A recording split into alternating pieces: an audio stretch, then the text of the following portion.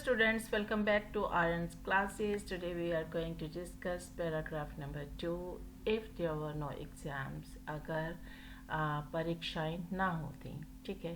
तो अक्सर क्या होता है कि जब परीक्षाएं होने वाली होती हैं तो बच्चे अक्सर उसके नाम से जो है बहुत डरते हैं। अक्सर वही बच्चे ज़्यादा डरते हैं जो बच्चों ने स्टडी कम किया होता है, क्योंकि जिन बच्चों ने स्टडी किया होता है वो तो उसे वेलकम करते हैं और उनको एक खुशी होती है, एक अजीब तरह की खुशी होती है कि अभी हमारी जो हमने मेहनत किया है उसके बारे में एक इवैल्यूएशन हमें मिलने वाला है कि हम किस तरह से जो है वो परफॉर्म करेंगे, किस तरह से हमने परफॉर्म किया है। तो उनको बड़ा ही इसका इंतज़ार रहता है। लेकिन अगर एग्ज़ाम्स ना हो तो क्या होगा? अगर एग्ज़ाम्स नहीं होंगे तो बच्चे पढ़ेंगे नहीं, टीचर्स पढ़ाने में इतनी दिलचस्पी नहीं लेंगे, और जो बच्चे पढ़ने वाले हैं उनको अपनी जो परफॉर्मेंस है उसका पता नहीं लगेगा। और अगर हम पढ़ेंगे ही नहीं, एग्ज़ाम्स ही नहीं होगा, तो फिर हम कुछ भी सीख नहीं पाएंगे। There will be no education, right. तो अभी हम करेंगे कि अनाउंसमेंट होने पर एग्ज़ाम्स के बच्चे अक्सर कैसा फील करते हैं। The announcement of exam is never welcomed by students. Most of us afraid of exam. अक्सर स्टूडेंट्स इसको वेलकम नहीं करते हैं, और बहुत सारे जो हम में से होते हैं वो एग्ज़ाम को न्यूज़ सुनकर जो होते हैं बहुत ज़्यादा क्या हो जाते हैं, डर जाते हैं। They begin to suffer from exam fever, और उनको एग्ज़ाम फीवर हो जाता है। जैसे मलेरिया होता है ना, निमोनिया होता है, ऐसे उनको एग्ज़ाम फीवर हो जाता है। To face it successfully, students begin to burn midnight oil, और इसको सक्सेसफुली फेस करने के लिए कि हाँ उनको इस एग्ज़ाम्स को फेस करना ही है, क्योंकि पूरा साल स्टडी किया होता है तो उसकी परीक्षा में तो बैठना ही पड़ेगा। तो वो रात भर जागते हैं, बहुत ही मेहनत करते हैं। Fun and frolic her forgotten and the poor students is in the group of examination phobia, और सब मज़ा मस्ती भूल जाते हैं बच्चे। और जो पुअर स्टूडेंट्स होते हैं, जो पढ़ने में वीक होते हैं, स्टूडेंट कमज़ोर होते हैं, ठीक है, उनको एग्जामिनेशन का, परीक्षाओं का बहुत ही डर जो होता है वो हो जाता है। फोबिया मीन्स होता है डर।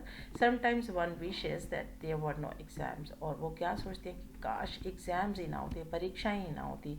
If there were no exams a great load will be of the minds of the students. अगर परीक्षाएं ना होती तो बच्चों के मन पे बोझ ही ना होता, उनके दिमाग पे बोझ ही ना होता। It is also possible that intelligent students welcome exam. लेकिन जहाँ पे कमज़ोर बच्चे ये दुआ करते हैं कि एग्ज़ाम्स ही ना हो, जैसे आजकल कोरोना चल रहा है तो बच्चों को लग रहा था कि फोर्थ वेव आएगी, एग्ज़ाम नहीं होंगे, ऑनलाइन ही हो जाएंगे और सब चीटिंग वीटिंग करके दे देंगे। तो ऐसा कुछ नहीं हुआ है, ऑफलाइन एग्ज़ाम्स हो रहे हैं। तो उन बच्चों के लिए बहुत दिक्कत आ रही है जो नहीं पढ़े हैं। लेकिन पॉसिबिलिटी ये भी है कि जो इंटेलिजेंट स्टूडेंट्स हैं, जो पढ़ के एग्ज़ाम्स देते हैं, वो वेलकम करते हैं इस चीज़ का। This is the time when they show their calibre. ये समय होता है जब वो अपना जो गुण है पढ़ाई का, कि वो कितने इंटेलिजेंट है, वो दिखाते हैं, काबिलियत दिखाते हैं। If there were no exams, अगर एग्ज़ाम्स ही ना होते, परीक्षा ही ना होती, it would not be possible for the teacher to know how effectively he has been able to teach. और एक टीचर के लिए भी ये पॉसिबल नहीं होता कि वो ये असेस कर पाए कि उसका आउटपुट क्या रहा, कि उसने कितना सक्सेसफुली बच्चों को पढ़ाया, बच्चे कितना सीख सके उससे। Students would not bother much about learning. और अगर एग्ज़ाम्स नहीं होते तो स्टूडेंट्स जो लर्न करने के बारे में ज़्यादा सोचते ही ना, चिंता ही ना करते। There would be no incentives left in studying since there would not be any evaluation. अब उस पढ़ाई का क्या फ़ायदा जिसमें कोई मूल्यांकन ही ना हो। Absence of exam would lead to indiscipline in class because the students will have no purpose in studies. अब जो एग्ज़ाम्स हैं अगर उनका एब्सेंस हो जाएगा, अगर वो होंगे ही नहीं, तो स्टूडेंट्स स्कूल में क्यों आएंगे? डर होता है तभी तो आते हैं वो। This might lead to the absenteeism in the class and it will create a big void in the teaching schedules. और फिर क्या होगा कि ये जो होगा, अगर एग्ज़ाम्स नहीं होंगे तो बहुत सारे बच्चे स्कूल्स में नहीं आएंगे, तो टीचिंग शेड्यूल जो है वो बहुत ही जो है वो अपसेट हो जाएगा। बहुत teachers and students would be rendered idol.